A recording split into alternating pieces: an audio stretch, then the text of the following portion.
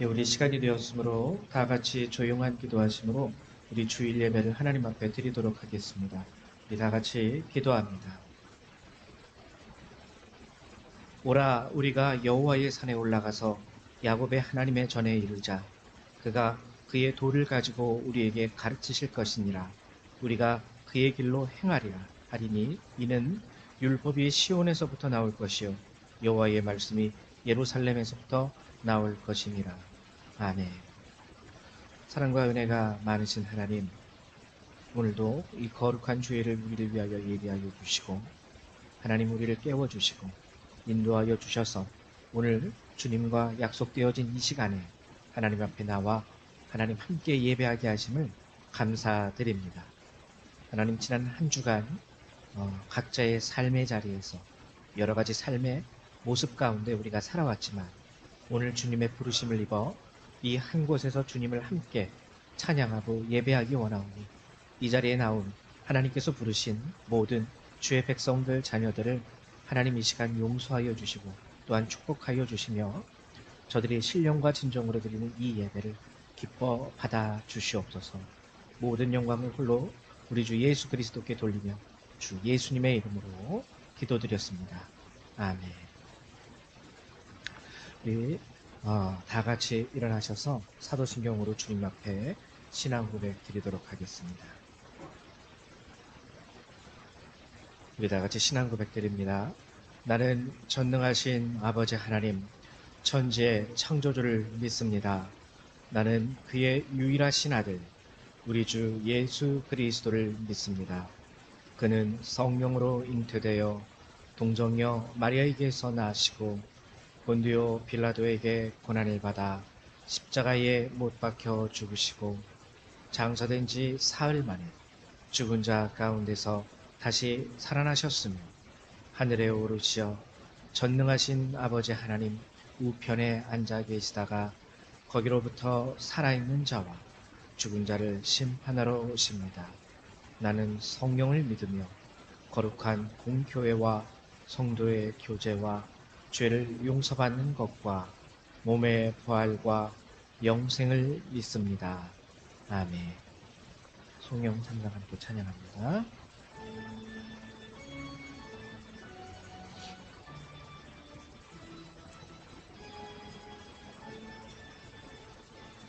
성부 성자와 성령 찬송과 영광 돌려보내세. 태초로 지금까지 또 영원 무궁토록 성삼위께 영광 영광 아멘.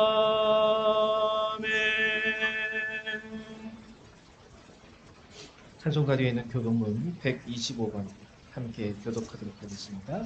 125번입니다. 사순절 두 번째 교독문입니다.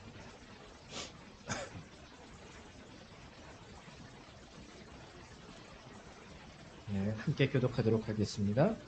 하나님이여 사슴이 시냇물을 찾기에 갈급함 같이 내 영혼이 하나님 곧 살아계시는 하나님을 갈망하나니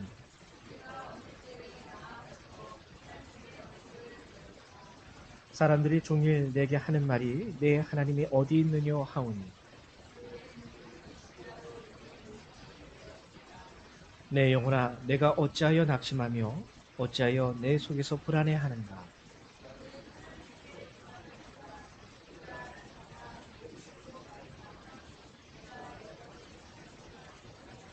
낮에는 여호와께서 그의 인자하심을 베푸시고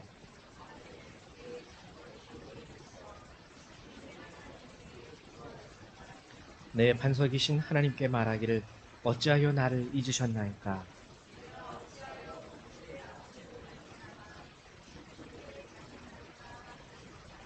내 뼈를 찌르는 칼같이 내 대적이 나를 비방하여 늘 내게 말하기를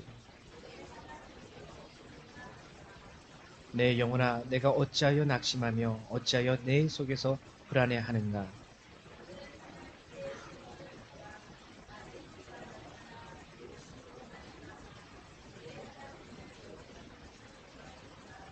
아멘.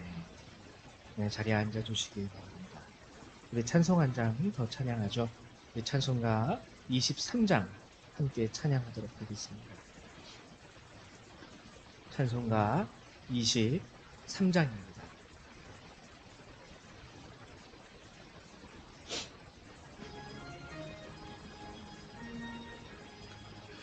만입이 내게 있으며 그 입 다가지고 내 구주 주시는 총을 늘 찬송하겠네. 내 은혜로시 하나님 날 도와주시고 그 크신 영광 널리 펴 다 함께 하소서. 내 주의 귀한 이름이 날 위로하시고 이 귀의 음악 같으니 잠이락 되도다. 내 죄의 권세 깨뜨려 그 결 바꾸시고 이 주한 마음을 비로소 곧 정케 하셨네. 아멘. 네, 이 시간에는 우리 홍길교 장로님 나오셔서 예배를 위해서 기도해 주시겠습니다.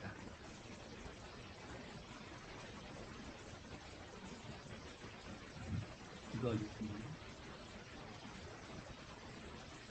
사랑과 은혜가 풍성하신 하나님 아버지, 우리가 오늘 거룩한 주, 건강한 모습으로 이 자리에 모여서 예배하게 하심을 감사드립니다. 하나님, 아직도 비참한 우리 성도들이 있습니다.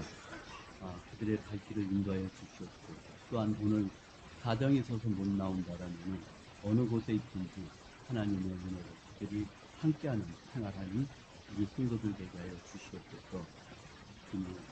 그동안 추위로 꽁꽁 얼었던 이 대지가 하나님의 섭리로 이제 봄을 맞이하여 해소되는 것 같이 우리 성도들 그동안 움츠렸던 몸과 몸이 이제는 저희들이 힘을 주셔서 말씀을 보고 또한 기도로 열심히 신앙생활을 회복하는 아름다운 역사가 있게 하여 주시옵소서. 우리가 주님의 십자가의 사랑으로 구원을 받았듯이 우리가 이제는 주님의 사랑을 아직도 이 지역에, 이 주변에 하나님을 알지 못하는 많은 사람들에게 주님의 사랑을 전하고 복음을 전하는 우리 열방교회 성도들 되게 하여 주시옵소서. 또한 그동안 하나님을 잘 섬기다가 실족하여 교회에 나오지 못하는 많은 사람들도 이 기간, 사순절 기간을 통하여 모든 사람들이 신앙이 회복되는 아름다운 역사가 있게 하여 주시옵소서. 사랑의 하나님, 우리가 살아가면서 정치와 경제와 또한 많은 재해로 우리 많은 사람들이 어려움을 호소하고 있는 이 시기에 하나님, 우리가 할 수 있는 것은 아무것도 없습니다. 오로지 하나님만이 모든 것을 해결해 주실 수 있습니다. 또한 그것을 믿는 우리가, 하나님을 믿는 우리 그리스도인들이 모두가 힘을 합쳐서 하나님께 이 어려운 시기, 어려운 것을 호소하며 기도하는 저희들 성숙된 그리스도인들이 되게 하여 주시옵소서.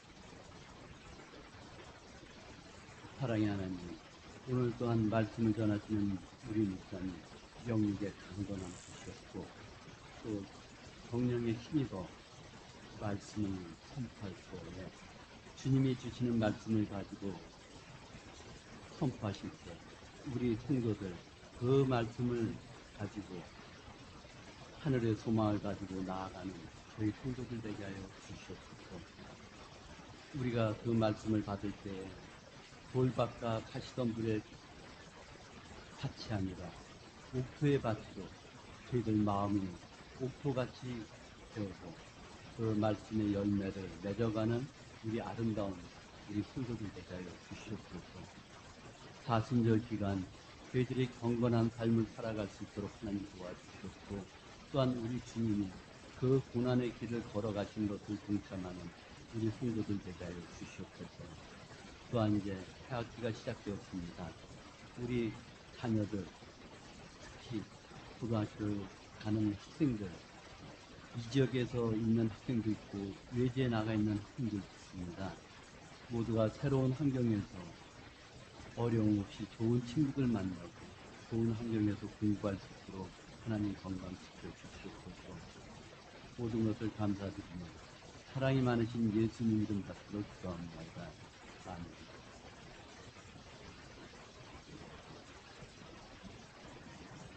네, 감사합니다.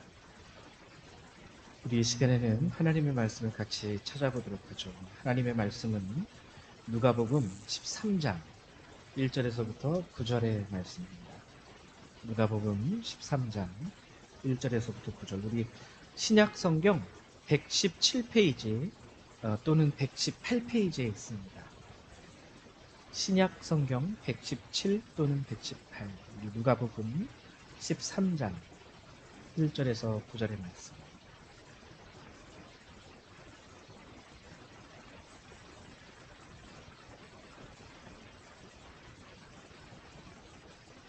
네, 한 절 한 절 같이 교독하도록 하죠. 제가 먼저 교독하겠습니다. 그때 마침 두어 사람이 와서 빌라도가 어떤 갈릴리 사람들의 피를 그들의 제물에 섞은 일로 예수께 아뢰니,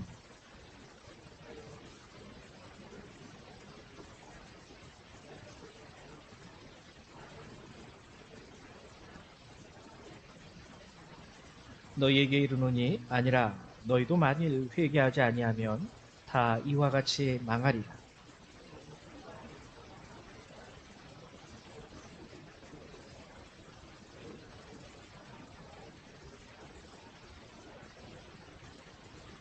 너희에게 이르노니 아니라 너희도 만일 회개하지 아니하면 다 이와 같이 망하리라.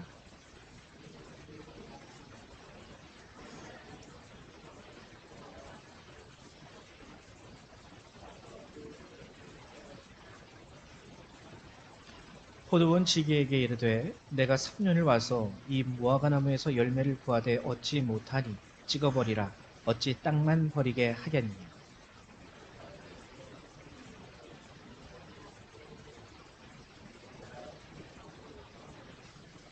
이후에 만일 열매가 열면 좋거니와 그렇지 않으면 찍어버리소서 하였다 하시니라.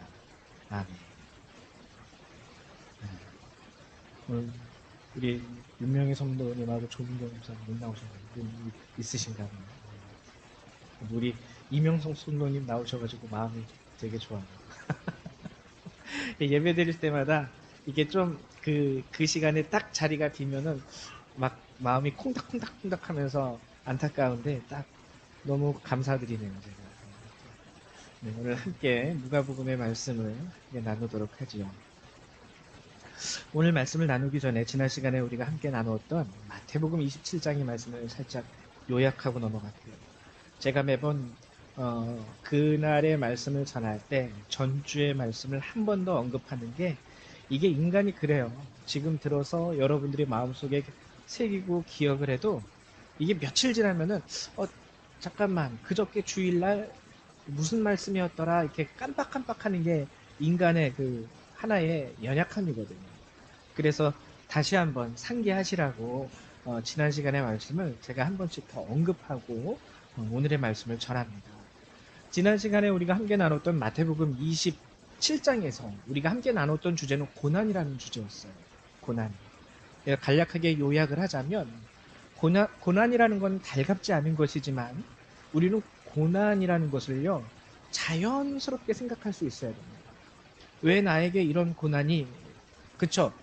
정말 뉴스에서만 보던 그런 일들이 일어나게 될 때에는, 야, 이런 거 영화에서만 보던 것들이, 뉴스에서만 듣던 것들이 나에게도 일어나는구나.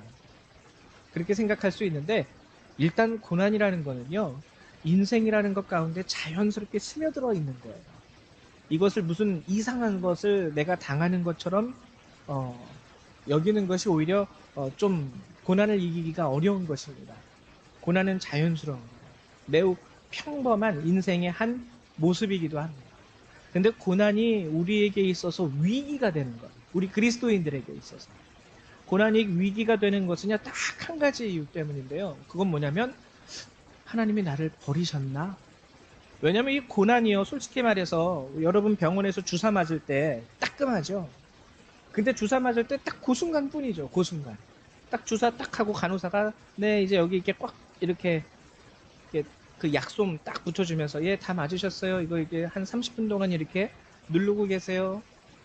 그렇게 따끔하게 찾아오는 게 고난이라면은요, 고난에 대해서 우리가 눈 딱 감고 참으면 됩니다. 아 이거 하루만 지나면 돼요. 근데 이 고난이 우리에게 위기가 되는 것은, 고난은 솔직히 말해서 끝을 알 수 없어요. 물론 끝이 있겠죠. 근데 끝을 알 수 없다라는 것은 우리가 미래를 모르기 때문에, 앞일을 모르기 때문에 내게 지금 다가오는 고난이 내일 끝날 고난이라 할지라도 지금 나는 그 고난 가운데에서 영원을 느끼는 거예요. 언제쯤 끝날까? 그리고 그렇게 고난에 대해서 우리가 빠지게 되면은 느껴지는 게 뭐냐면, 우리 그리스도인들이 하나님이 나를 버리셨나? 하나님이 나를 떠나셨나? 이게 고난이 우리에게 위기가 되는 이유입니다. 근데 여러분, 예수님도 그러셨다고 말씀하셨죠. 예수님이 십자가에서 돌아가시기 직전에 하나님 앞에 크게 외치던 한마디 말씀, 엘리 엘리 라마 사박다니. 이거를 번역하면은 나의 하나님 어찌하여 나를 버리셨나이까. 그러니까 예수님도요, 그 고난 가운데 우리랑 똑같은 심정의 좌절감, 절망감을 가지셨다라는 거예요. 물론 그렇다면 십자가에서 예수님이 왜 나를 버리셨나이까? 하나님 저 버리신 거예요? 하나님 어디 계십니까?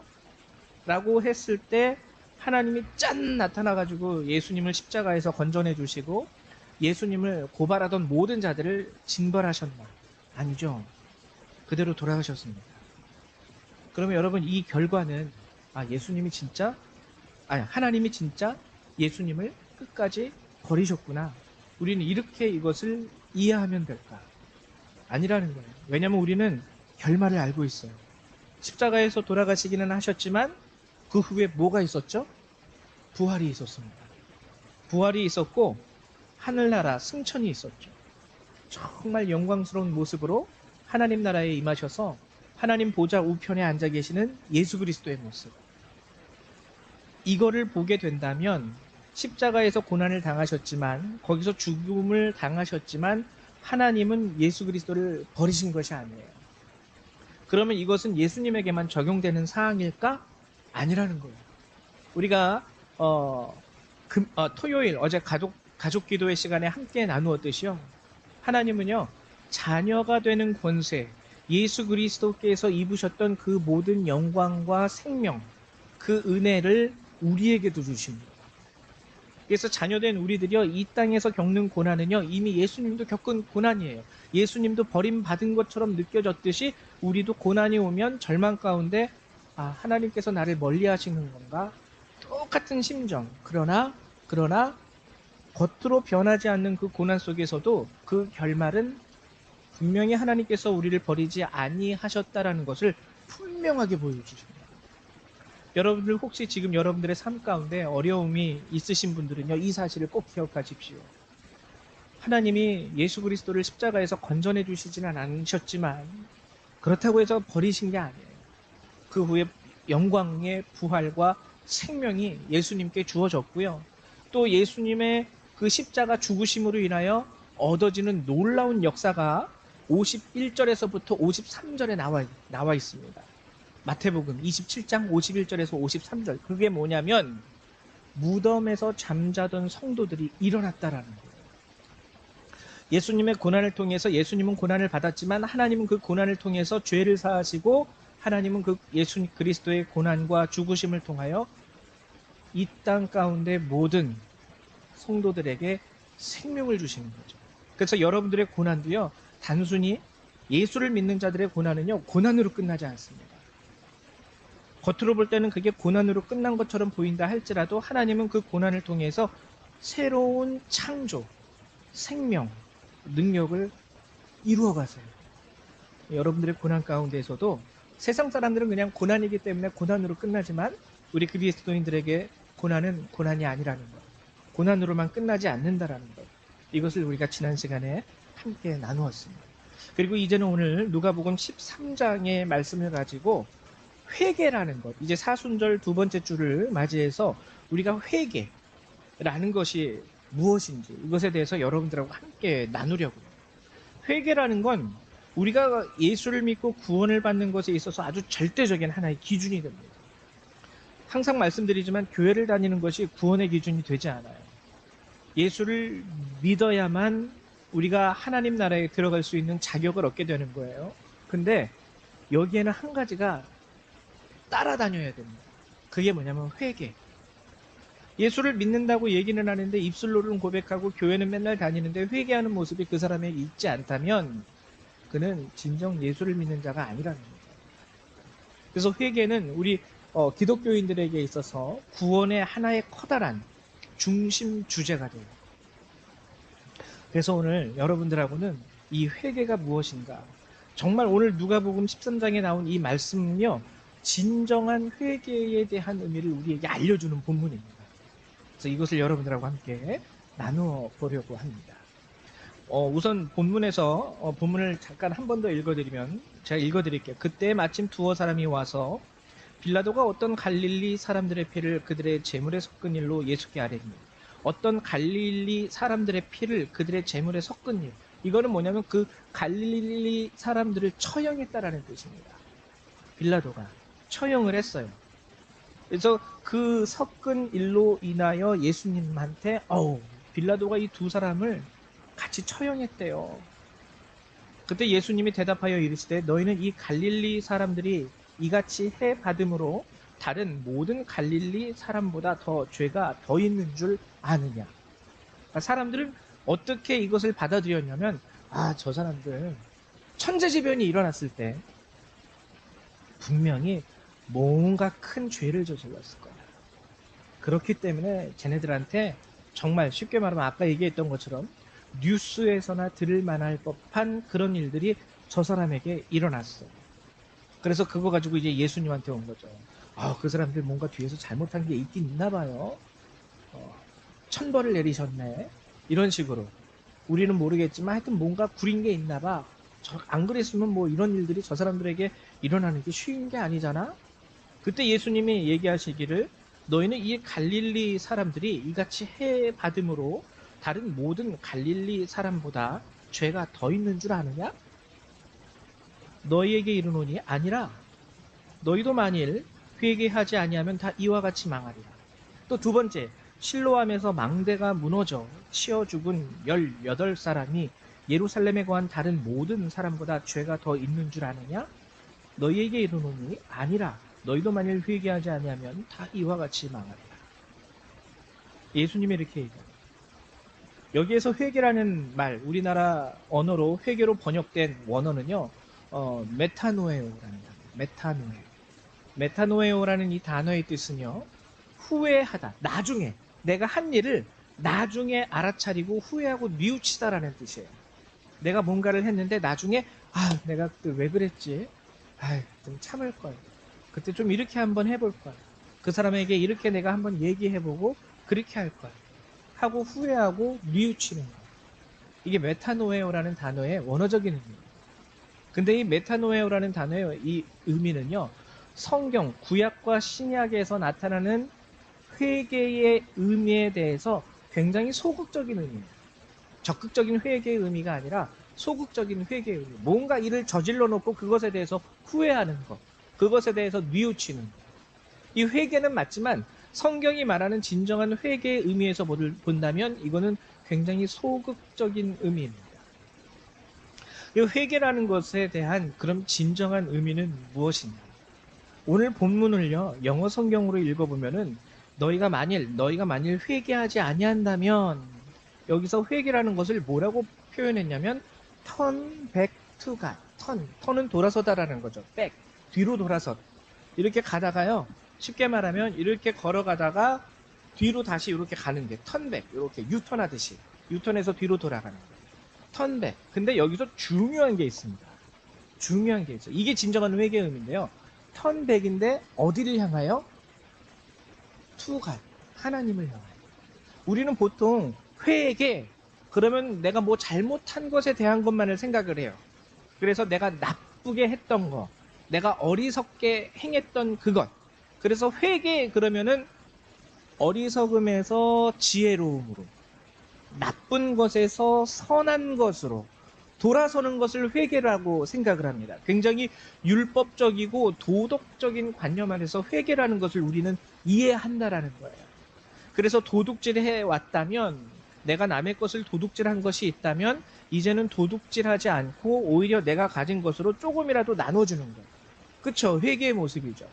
근데 turn back to 굿이 아니에요. 굿이 아니에요. 베터도 아니에요. 좋은 것으로 돌아가는 것, 더 나은 것으로 돌아가는 것, 현명한 것으로 돌아가는 것. 성경은 이것을 얘기하는 게 아니라 하나님께로 돌아가는 것이 회개다. 하나님께로 돌아가는 것이 회개다. 이렇게 얘기하고 있는 것이죠. 오늘 본문도 이런 의미에서 우리가 보면은요, 좀 이상한데요. 뭐가 있냐면 4절을 예로 들어볼게요. 또 실로암에서 망대가 무너져 치어 죽은 18사람이 예루살렘에 거한 다른 모든 사람보다 더 죄가 있는 줄 아느냐? 너희에게 이르노니 아니라 너희도 만일 회개하지 아니하면, 예수님이 회개하지 아니하면이라고요. 그 회개하지 아니하면이라는 말을 단순히 율법적이고 도덕적인 의미로만 이해한다면 오늘 이 말은 좀 이상합니다. 왜 이상하면 하냐면, 지금 예수님께 와서 그 사건에 대해서 얘기하는 사람들은요, 저 사람들이 뭔가 숨겨놓은 죄가 있나 봐. 죄가 있으니까 저런 일을 당하지. 이렇게 얘기하는 거예요. 근데 이게 자연스럽게 예수님과의 대화 가운데 도덕적인 관점과 율법적인 관점으로 얘기가 된다면, 야, 아니야. 너희들도 만일 저들처럼 죄를 진다면, 이렇게 얘기하셔야지 자연스러운 거예요. 죄를 진다면. 근데 이 사람들은요, 쉽게 말하면 나는 그 사람들처럼 죄를 짓지 않았어. 나는 율법적으로 도덕적으로 저 사람들처럼 죄 짓지 않았어. 근데 저 사람들은 죄 졌으니까 저렇게 망하는 거야. 근데 예수님이 뭐라고 하냐면, 너도 만일 회개하지 아니하면, 이건 뭘 전제로 깔고 있냐면, 너도 죄 졌잖아. 이걸 전제로 깔고 이렇게 얘기하는 거예요. 죄가 없는 사람한테 너도 만일 회개하지 아니하면, 그러면은 바로 대답할 수 있어요. 뭔 소리야? 나 뭐 잘못한 것도 없는데 뭘 회개하라 그래? 이렇게 얘기할 수 있다라는 거죠. 즉, 무엇을 말씀드리는 거냐면, 오늘 본문에서 말하는 회개의 개념은 도덕적인 개념이 아니라는 거예요. 율법적인 잘못을 저질렀거나 윤리적으로 도덕적으로 뭔가를 잘못했다라는 그 전제가 아니라는 겁니다. 여기서 회개라는 것은요, 그래서 무엇을 의미하냐면, 너희들도 만일 하나님께로 돌아서지 않는다면 이렇게 망할 수밖에 없어요. 하나님께로 돌아서지 않는, 죄와 상관없는 겁니다. 이것은 하나님께로 돌아선다라는 것은 죄와 도덕적 율법적인 윤리적인 것에 대한 어긋남과 상관이 없는 단어예요. 여기서 회개라는 것은. 하나의 예를 들어볼게요. turn back to God, 하나님께로 돌아가다. 그럼 이 회개는 무엇을 의미하는 것일까? turn back to God, 이게 성경이 진정 말하는 회개의 참 의미인데, 이것은 그럼 뭘 말하는 걸까? 하나의 예를 들어보면 아브라함입니다. 아브라함이요, 하나님의 부르심을 입고 본토 아비집을 떠나요. 고향 땅을 떠나서 가나안 땅으로 내려옵니다. 근데 그 땅에요, 기근이 심해요. 기근이 심해가지고 그 당시에 제사는 소, 양 이런 것들이거든요. 얘네들이 기근이 심하니까 뜯어먹을 풀이 없잖아요. 굶어 죽으면 어떡해요. 그래가지고 아브라함이 선택한 것이 뭐냐면, 점점 남쪽으로 내려가서 이집트에 이릅니다. 이집트에 들어갔을 때 거기서 아내를 빼앗길 위기를 얻게 되죠. 실제로 빼앗겨요. 애굽 왕 바로에게 자기 아내를 자기 여동생이라고 하면서 거의 뭐 헌상하듯이 갖다 바칩니다. 갖다 바쳐요. 그때 하나님이 애굽왕 바로를 막습니다. 막아요. 그래서 이 여인은 아브라함의 아내이다. 네가 범하는 날에는 내가 가만히 안 놔둘 거야. 그래서 애굽왕 바로가 이 하나님의 경고하심을 듣고 다시 그 아내를 아브라함에게 돌려보냅니다. 그리고 아브라함은요, 그 즉시로 다시 이집트, 애굽에서 하나님께서 처음 명령하셨던 그 가나안 땅으로 돌아가게 돼요. 이때 무슨 일이 있냐면 아브라함을 따라서 함께 그 본토 아비집을 떠나 내려온 아브라함의 조카 롯이 있어요. 롯. 유대인 사회는요, 철저하게 우리랑 비슷한 게 장유유서의 사회예요. 장유유서. 어른이 먼저 결정하고 어른에게, 나이가 많은 사람에게 먼저 권리가 주어집니다. 근데 이제 둘이 재산이 많아진 거예요. 양떼와 소떼들이 많아졌어요. 그래서 서로 이 좁은 목초지 안에서 싸웁니다. 롯의 종들과 아브라함의 종들이. 그때 아브라함이 롯에게 제안한 것이 무엇이냐면, 네가 먼저 선택해라. 단순히 우리는 이것을, 야, 아브라함 참 착한 사람이네, 조카에게 먼저 땅을 양보했어, 이렇게 이해해서는 안 된다고 말씀드렸어요. 이것은 아브라함의 철저한 경험 가운데에서 나온 아브라함의 결정입니다. 어떠한 경험이냐면, 애굽에서 내가 내 맘대로 내 눈에 보기에 좋은 땅을 찾아가 봤자 거기에 이런 위험이 있더라. 하나님이 도와주시지 아니하신다면 내 눈에 보기에 좋은 것을 취하러 간다 할지라도 거기서 나는 위기를 맞는 거예요. 그리고 하나님이 도와주신다면 어떠한 위기에서든 나는 아내를 다시 찾아올 수 있는 은혜를 얻을 수 있다는 것을 아브라함은 깨달은 거예요. 그래서 아브라함은 이때 땅에 대한 선택권을 롯에게 먼저 양보를 하고, 반대로 아브라함은 무엇을 선택한 거냐면, 나는 나와 함께 하시는 하나님을 선택하겠노라. 여러분, 이게 바로 오늘 본문이 말하는 회개의 모습입니다. Turn back to God. 항상 하나님께 시선을 두는 거예요.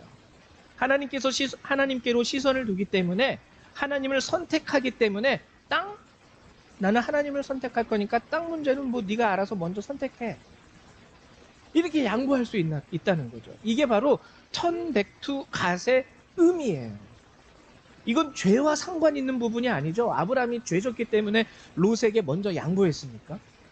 아브라함이 롯에게 뭐 잘못했으니까, 내 삼촌이 잘못했으니까 삼촌이 용서를 구하는 의미에서 너한테 이 선택권을 먼저 양보할게, 뭐 이런 뜻입니까? 아니에요. 아브라함은요, 하나님, 턴백 투 갓, 이제 하나님께 돌아가는 것에 대해서 그 인생의 경험을 통해서 확실하게 아브라함을 깨달았던 거예요.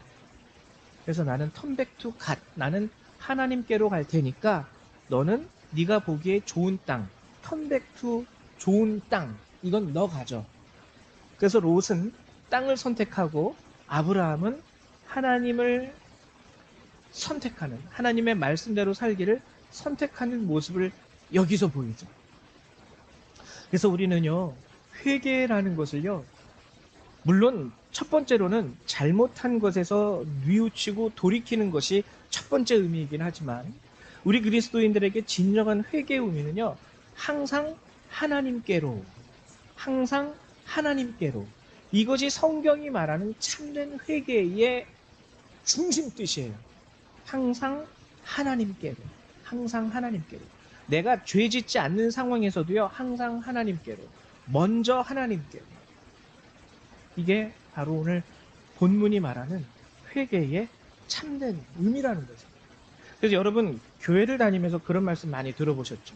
날마다 회개하며. 이거 잘못 이해하면은요, 뭐야, 날마다 뭐 나는 잘못해? 날마다 나는 뭐 도덕적으로, 윤리적으로 맨날 못된 짓을 하는 게 있나?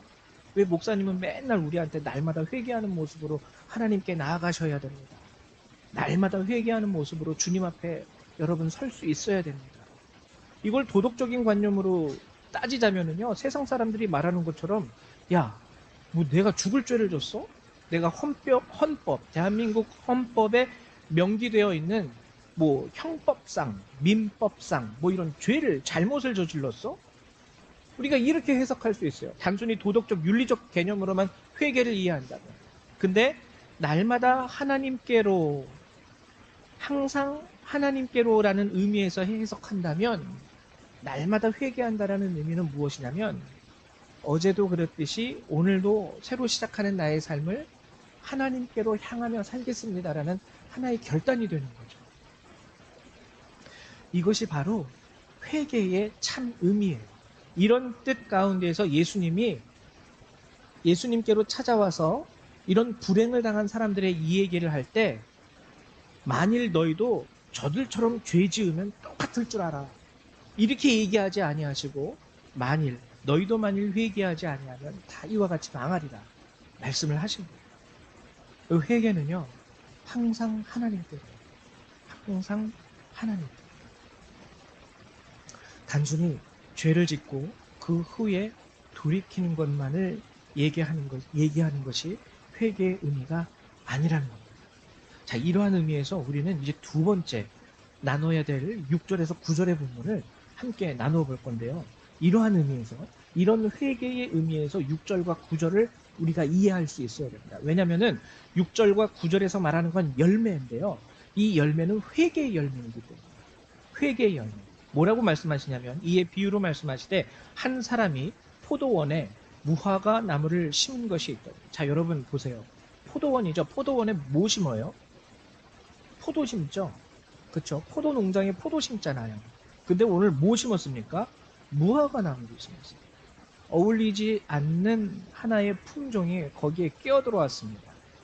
별로 어울리지 않는 원래 농부가 농사하려고 만든 그 포도 농장에 포도를 심었는데 원래 목적에 없었던 무화과 나무가 거기에 심겨졌어요. 이것은 하나의 중요한 의미를 우리에게 알려주는데요. 자격 없다라는 거죠. 자격 없다라는 거죠. 하나님 나라를 두고 볼 때 자격 없는 자들을 하나님이 불러서 심으신 거예요. 그게 바로 저와 여러분 한 사람 한 사람입니다. 우리는 혈통적으로 보면 유대인이 아니에요. 유대인이 아니에요. 그리고 우리가 신앙적으로 보면은요, 모든 사람은 죄가 있기 때문에 하나님 앞에 나아갈 수가 없습니다. 나아갈 수가 없어요. 즉 뭐냐면 우리는 하나님 나라를 얻을 수 있을 만한 본래적인 자격을 갖지 못한 죄인들이에요. 그런 죄인이 하나님의 은혜로 말미암아 용납받은 겁니다. 아, 우리 포도원에 얘도 심어주자. 우리 포도원에 얘는 포도는 아니지, 포도나무는 아니지만 무화과 나무라도 우리 포도원에 심어주자. 자, 그래가지고 한 사람이 포도원에 무화과 나무를 심은 것이 있더니 와서 그 열매를 구하였으나 얻지 못한지라. 열매를 구합니다. 그쵸? 무화과 나무도 무화과 열매가 열려야죠. 그래서 포도원 지게에게 이르되 내가 3년을 와서 이 무화과 나무에서 열매를 구하되 얻지 못하니 찍어버리라. 원래 품종도 아니니까 주인 입장에서는 찍어버리라. 어찌 땅만 버리게 하겠느냐. 차라리 이 무화과 나무 심은 자리에다가 포도를 좀 더 넓혀서 포도를 심는 게 낫겠다. 이 얘기하는 거죠. 대답하여 이르되 주인이여 금년에도 그대로 두소서. 내가 두릅하고 거름을 줄이니 이후에 만일 열매가 열면 좋거니와 그렇지 않으면 찍어버리소서 하였다 하시니. 자, 여기서도 이 무화과 나무의 열매에 대해서 우리가 이 비유를 잘 이해할 수 있어야 되는데요. 여기서 나오는 무화과 나무의 특징 첫 번째는 뭐냐면요. 아까 얘기했듯이 자격 없는, 원래는 포도원에서 포도를 길러야 되는데 무화과 나무를 허락했다라는 거예요. 무화과 나무가 포도원 안에 들어가게 되었습니다. 거기서 근데 뭐가 있어요? 포도원에 들어가서 포도원 지기가요, 포도나무 키우듯이 이 무화과 나무에도요, 때를 따라 물을 주고, 때를 따라 양분을 주고, 거름을 주고. 그러니까 거기서 잘 자랐겠죠. 들에서 막 자라는 그런 무화과 나무보다 열매도 크고, 결실도 커야 될 겁니다. 그러니까 이 무화과 나무는요, 이 포도원 지기의 관리 가운데에서 주인이 열매를 찾을 만한 그러니까 무화과 나무가 됐다라는 거예요. 즉 뭐냐면 키도 컸어요. 덩치도 커졌어요. 잎도 아주 무성해졌습니다. 잎만 봐도 아주 건강해요. 야, 이 무화과 나무는 굉장히 좋은 무화과 나무겠다. 이 무화과 나무 키 큰 거 봐봐. 굉장히 컸어. 이 무화과 나무 잎사귀 하나하나 봐봐. 아주 건실하고 튼튼해. 뭐 하나 딸릴 게 없는 무화과 나무. 포도원지기가 열심히 관리해 줬으니까. 근데 3년 동안 열매가 안 열리는 거예요. 만약에 병든 나무면은 주인이 와서 그랬을 거예요. 야, 이 무화과 나무 좀 어떻게 살려봐. 열매 구할 생각도 안 하고 어떻게 좀 아까운데 우리가 그래도 잘 갖다 심어 놓은 건데 한번 잘 거름도 잘 주고 살려봐봐 하고 포도원지기에게 얘기했겠죠. 근데 풍성하고 무성한 이 무화과 나무에 열매가 안 열리니 주인이 포도원지기에게 한 이야기는 뭐냐면 잘라버려라. 못하라 거름만 날리고 땅만 차지하고 이 뭐 하는 짓이야 하면서 이제 포도원지기에게 얘기를 하는 것이죠. 이때 포도원지기가 얘기합니다. 제가 올해도 두루 파고 거름을 줄이니 이후에 만일 열매가 열면 좋거니와 그렇지 않으면 찍어버려 주세요. 여기서 말하는 열매도요, 무화과 나무가 뭐 잘못해서 그 열매를 의미하는 게 아니에요. 그 열매를 의미하는 것이 아닙니다. 이 말씀을 통해서 우리가 깨달아야 할 게 있어요. 이 무화과 나무는 우리의 모습이에요. 자격 없는 자이지만 주인으로 인하여 그 포도원에 들어갈 수 있는 우리, 그리고 날마다 교회 다니면서 하나님의 말씀과 하나님께서 허락하시는 은혜를 입고 사는 우리, 날마다 하나님의 말씀을 듣고 그리고 예배도 드리고 예배 가운데 허락하시는 하나님의 은혜를 우리가 깨달아요. 아, 오늘도 이 말씀을 통해서 나에게 주시는 이 하나님의 말씀을 내가 알겠어. 쉽게 말하면 신실한, 정말 겉으로 보기에는요, 정말 문제없는 크리스찬이에요. 교회도 잘 다녀. 그래도 딱 보면 하나님께서 때를 따라 도우심으로 말미암아 그나마 그 인생도 하나님이 이렇게 붙잡아 주시는 게 느껴져. 우리는 딱 거기에서 보면은 죄만 짓지 않으면 좋은 크리스찬, 이렇게 얘기할 수 있는데 오늘 성경은 그게 아니라는 거예요. 근데 하나님은 열매가 없다라는 거예요. 이 뭐냐면은요, 이원화된 삶이에요. 이원화된, 분리된 삶. 예수 믿는 건 예수 믿는 거고, 내가 사는 건 내가 사는 거고. 그러니까 하나님이 아까 얘기했죠. 항상 하나님께로가 안 되는 신앙생활을 하고 있는 거예요, 이 사람. 즉 교회 다니는 사람이에요. 교회 다니는 사람. 교회만 다니는 사람. 교회 예배 마치고 집에 돌아가고 교회 예배 마치고 월요일 날 회사에 출근하면 그냥 하나의 세상 사람들과 별반 다름없이 살아가는 그저 평범한 사람. 그 사람들에게 오늘 하시는 주님의 말씀이 뭐냐면 찍어버리라는 거예요. 찍어버려라. 여러분, 이 말씀은 우리에게 정말 커다란 하나의 경고이자 위기로 우리가 받아들일 수 있어야 됩니다. 그래서 항상 죄와 상관없이 항상 하나님께로, 이거는 여러분들이 살면서요, 하나님 믿기 때문에 라고 여러분들이 전제를 달고 살면 되는 거예요. 아, 나 하나님 믿는 사람인데 그거 안 할래. 야, 왜 이거 안 해? 이거 하면 얼마나 좋은데. 이거 하면 이렇게 저렇게 해서 너가 혜택을 받을 수 있는 게 얼마고, 이렇게 저렇게 하면은 대박 나는 건데. 근데 곰곰이 기도해 볼 때 아브라함하고 똑같은 거예요.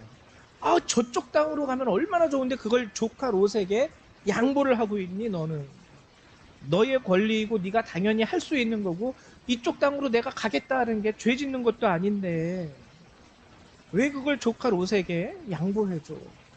근데 아브라함은 속으로 얘기한 거죠. 아니야, 내가 애굽에서 경험해봤는데 내 눈에 보기에 좋은 땅이라 할지라도 거기 가니까 또 위기가 있더라고. 하나님이 함께 하시지 아니하면 결국에 아내를 뺏겼어. 근데 하나님이 함께 하니까 빼앗긴 아내도 다시 찾아오더라고. 아내만 찾아온 게 아니라 애굽왕 바로가 그때 우리한테 금, 그리고 소, 양 떼 무지하게 선물로 줬어. 그러니까 중요한 건 땅이 아니라 하나님이더라고. 여러분, 이게 항상 하나님께로의 기본적인 자세입니다. 여러분들 삶의 자리에서도 똑같아요. 어떤 사람들은요, 세상적으로 굉장히 지혜롭습니다. 좀 더 직설적으로 말하면 약삭 발라요. 약삭 발라가지고 어제도 저희 집사람이 이제 학원 상담하는데 어떤 어머님이 물어보더라고요. 애 학원을 이제 고등학교를 진학하니까 애 학원을 어디로 보내면 될까요? 그래서 좋은 학원을 저희가 뭐 잘 아는 것도 아니니까 추천을 못 해주는데 그 친구의 또 다른 친구가 좋은 학원을 다닌대요. 그래서 그 어머님한테 가서 어느 학원 다니세요? 하고 물어봤더니 안 가르쳐 주더래요. 내 자식만 그 학원에 다녀서 성적이 높아져야 되기 때문에 다른 엄마한테 이 학원을 절대로 소개해주지 않아요. 내 아이만 다녀야 돼요. 어떻게 보면 세상적으로 아주 약삭빠른 행동입니다. 우리 아이를 위하여 다른 아이들이 못 오게 딱딱딱 벽을 치는 거죠. 너만 여기서 해가지고 좋은 성적 얻을 수 있어야 돼. 세상적으로 보면 그게 지혜로울 수도 있는 거죠. 근데 우리는 다르게 생각해야 된다라는 거예요. 다르게. 아브라함처럼 하나님 때문에 내가 할 수 있어도 안 하기도 해야 됩니다. 그리고 하나님 때문에 내가 하지 않아도 되는 것이지만 하나님 때문에 하는 건 또 있는 거예요. 전 이것 때문에 여러분들에게도 참 감사한 게 뭐 솔직히 말해서 여러분들 헌금 안 내도 돼요.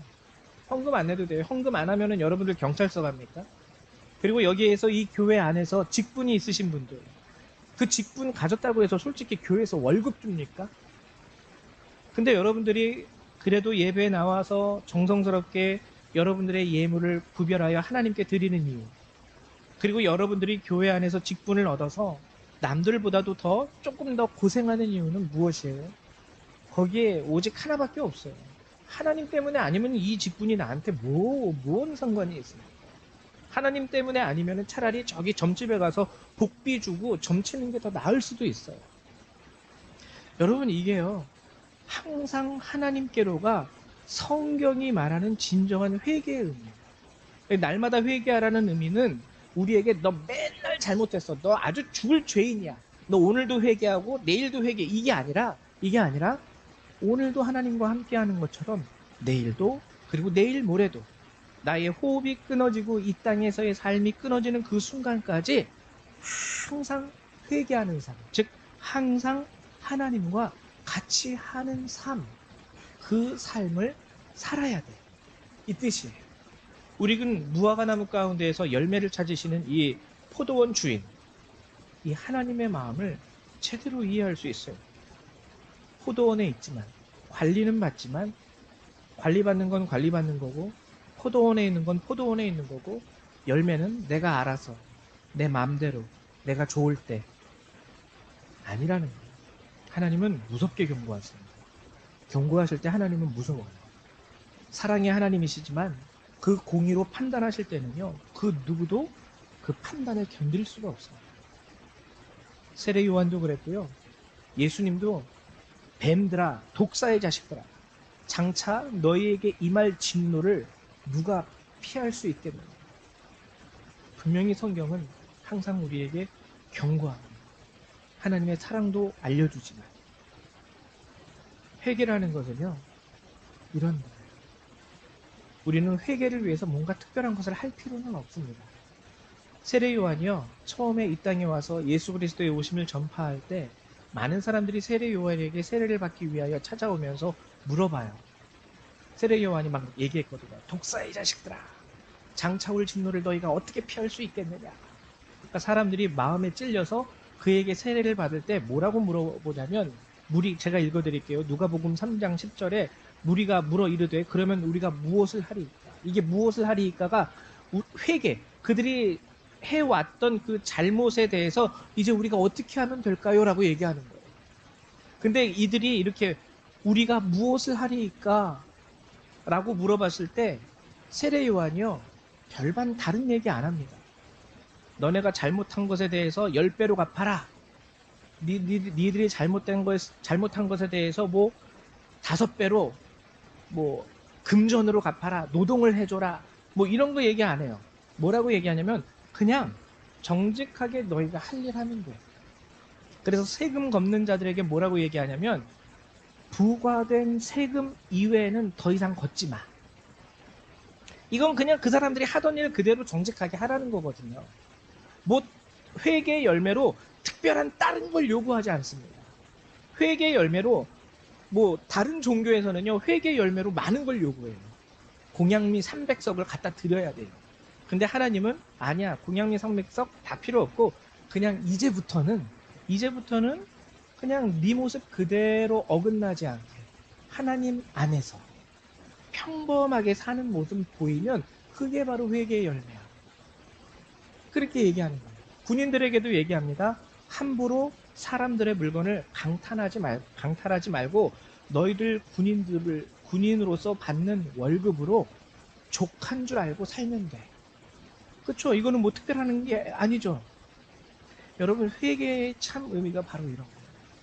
항상 하나님 안에서, 하나님 때문에. 우리는 그리스도인들이기 때문에요. 하나님 때문에 포기할 수도 있어야 됩니다. 아브라함처럼 하나님을 바라보기 때문에 필요 없는 것들에 대해서는 양보할 수도 있어야 합니다. 그리고 어쩔 때는 하지 않아도 되는 그 일들을 여러분들이 직분을 얻고 뭐 여선교회 회장, 남선교회 회장 하듯이 하나님 때문에 귀찮아도 또 부름받은 자리에서는 할 수도 있어야 돼요. 이게 오늘 본문이 말하는 참된 회개의 의미입니다. 그러나 이 회개는요, 너무나도 중요한 신앙의 모습이기 때문에 예수님 말씀하시기를 뭐라고 말씀하시냐면, 그렇지 않으면 찍어버리소서, 또는 너희도 만일 회개하지 아니하면 다 이와 같이 망하리라. 망하리라, 찍어버리라. 이 회개는요, 그만큼 우리 기독교인들에게 있어서 굉장히 무겁고 중요한 덕목이기도 합니다. 구원. 간절히 바라는 것은 이제 사순절 둘째 주를 맞이해서 우리가 이 회개에 대해서 함께 나누었습니다. 회개라는 거는요, 별다르게 여러분들이 특별하게 다른 걸 한다는 의미가 아니에요. 여러분들이 하지 못할 무거운 짐을 짊어지고 그 회개의 대가로 치러야 된다는 게 아닙니다. 회개라는 건 이제는 하나님을 알고 있사오니, 이제는 하나님을 믿고 있사오니 항상 하나님께로 내 삶의 결정이 이루어지고 하나님 때문에 하기도 하고 하나님 때문에 안 하기도 하는 것.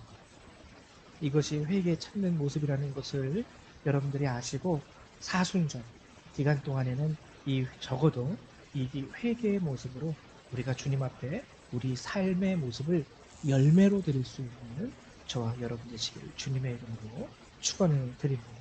우리 다 같이 함께 나눈 말씀으로 기도하는 시간 갖도록 하죠. 하나님, 오늘 포도원에 있는 무화과 나무처럼 자격 없는 저희가 주님 앞에 서긴 했지만 열매를 맺지 못하는 것은 아닌지 돌아보면서 주님 앞에 새롭게 결단하시고 회개하며 기도하시기 바랍니다. 사랑과 은혜가 많으신 하나님, 참으로 감사를 드립니다.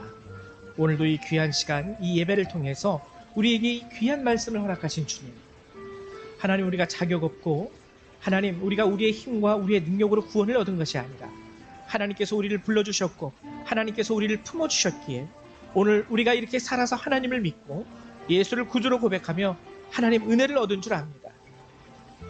우리가 죄인 되었을 때 먼저 주께서 우리를 사랑하셨고 우리가 죽을 자리에 있을 때 주께서 먼저 손 내미심으로 말미암아 우리를 건져내어 주셨사오니 하나님, 포도원에 있는 이 무화과 나무처럼 이제 우리도 무화과 나무에게 구하시는 하나님의 말씀 가운데에서 우리도 하나님께서 기뻐하시는 우리 삶의 열매를 주님 앞에 드리며 주님 안에서 살아갈 수 있도록 하나님 도와주시옵소서.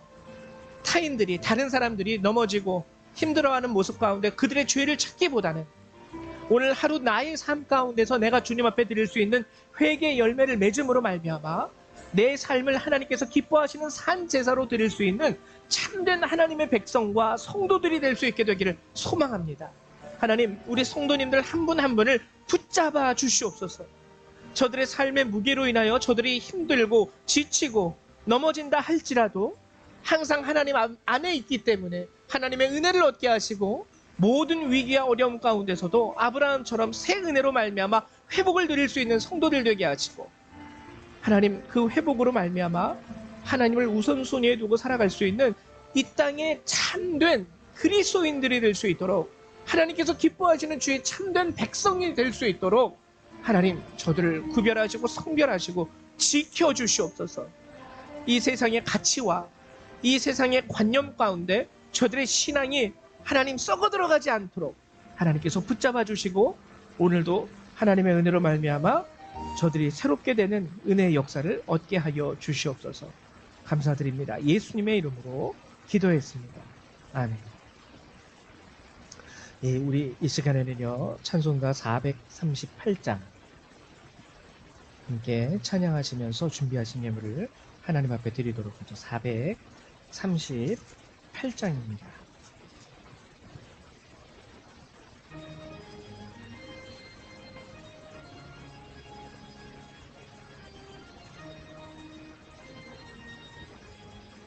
내 영혼이 은총 입어 중한 죄질 먹고 보니 슬픔 많은 이 세상도 천국으로 화하도다. 할렐루야 찬양하세. 내 모든 죄 사함받고 주 예수와 동행하니 그 어디나 하늘나라 주의 얼굴 뵙기 전에 멀리 뵈던 하늘나라 내 마음속에 이루어지니 날로 날로 가깝도다. 할렐루야 찬양하세.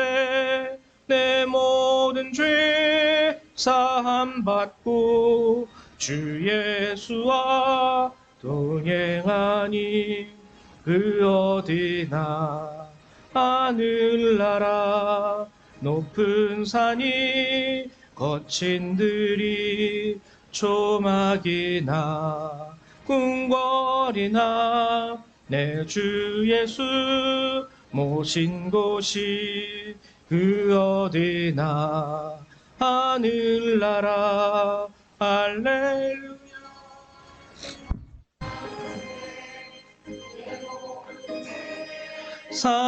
사함받고 주 예수와 동행하니 그 어디나 하늘나라. 아멘. 예물 위해서 한 번 더 기도합니다. 사랑과 은혜가 많으신 주님 참으로 감사드립니다. 오늘도 주께서 주신 은혜를 받고자 우리 성도님들 사모하는 마음 가지고 이 예배에 참석하게 하시고 또 저들이 주님께 드리고자 하나님 작은 예물이라도 정성스럽게 구별하고 성별하여 주님께 이렇게 내어드리게 하시면 감사드립니다. 하나님 드리는 손길 하나님께서 기억하여 주시옵소서. 하나님 주님의 은혜 가운데 넉넉함 가운데 드리는 이들도 있겠지만 참으로 힘들고 어려운 고난의 시간을 거치면서도 하나님 앞에 감사한 마음으로 이 예물을 성별하여 드리는 손길들도 있습니다. 특별히 저들을 더욱더 축복하여 주셔서 하나님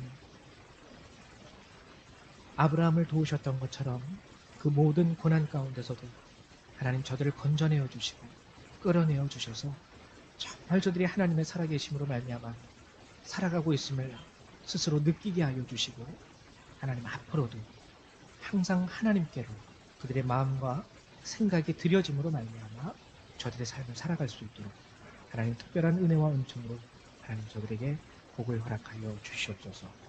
오늘도 우리 드리는 이 모든 예물을 주께서 기뻐 받아주실 줄로 믿고 감사드리며 주 예수님의 이름으로 기도했습니다. 아멘. 네, 감사드립니다. 교회 소식을 잠깐 알려드리도록 하죠. 아이들이 다 개학이 되었죠. 네, 또 날씨도 따뜻해지는데요. 여러분 특별히 아이들을 위해서 기도해 주시기를 바라고 특별히 우리 고등학교에 진학하는 아이들은 완전히 환경이 바뀌는 거예요. 그렇죠? 그동안 다녔던 중학교 또 우리 성률이 빼고 우리 교회 고등학교 올라가는 애들은 다 포천을 떠났습니다. 예, 새로운 도시, 새로운 환경, 새로운 학교, 새로운 친구들.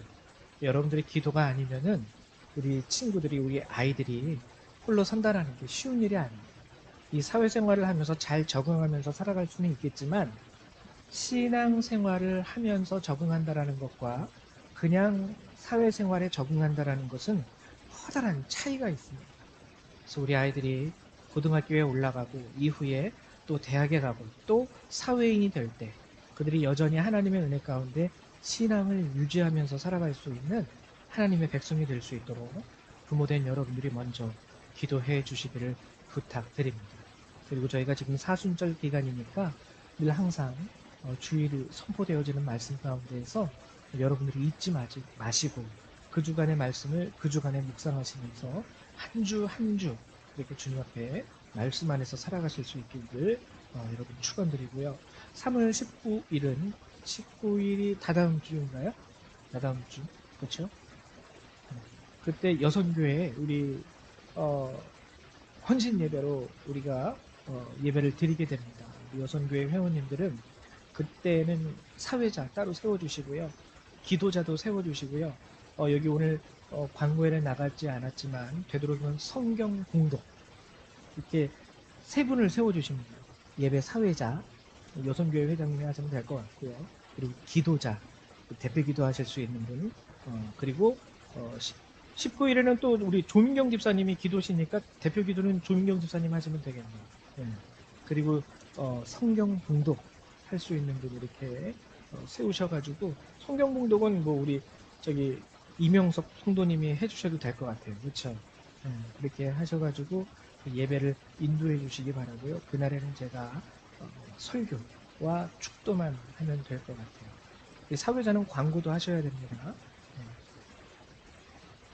그 외 다른 사항은 여러분들이 주보를 참조해 주시기를 부탁드립니다.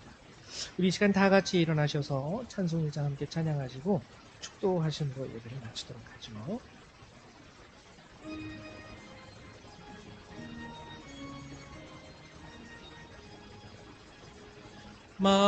만복의 근원 하나님 본 백성 찬송 드리고 저 천사여 찬송하세 찬송 성부 성자 성령 아멘.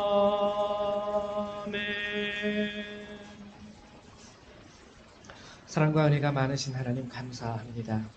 늘 날마다 우리를 기억하시고 우리를 하나님 손잡아 주시고 우리의 삶을 이끄시고 인도하시니 감사드립니다. 간절히 바라는 것은 지치고 힘들고 저들에게 절망스러운 상황이 올 때도 하나님 저들의 손을 놓지 마시고 하나님께서 주시는 특별한 은혜로 세임과 능력으로 저들에게 옷 입혀 주시옵소서. 이제 또한 이 예배를 마치고 돌아가는 우리 성도님들 늘 함께하여 주셔서 오늘 주께서 주시는 말씀 가운데에서 그들이 늘 날마다 주께서 기뻐하시는 삶의 열매로 하나님께 드릴 수 있는 자를 될 수 있도록 축복하여 주시옵소서. 이제 이 예배를 마치고 돌아가는 모든 그리스도의 백성들 그들의 삶과 머리 위에 하나님의 은혜와 예수 그리스도의 사랑과 성령의 능력이 늘 항상 함께하여 주시기를 성부 성자 성령 하나님의 이름으로 간절히 축원하옵나이다. 아멘. 할렐루야 감사합니다. 예배를 마치겠습니다.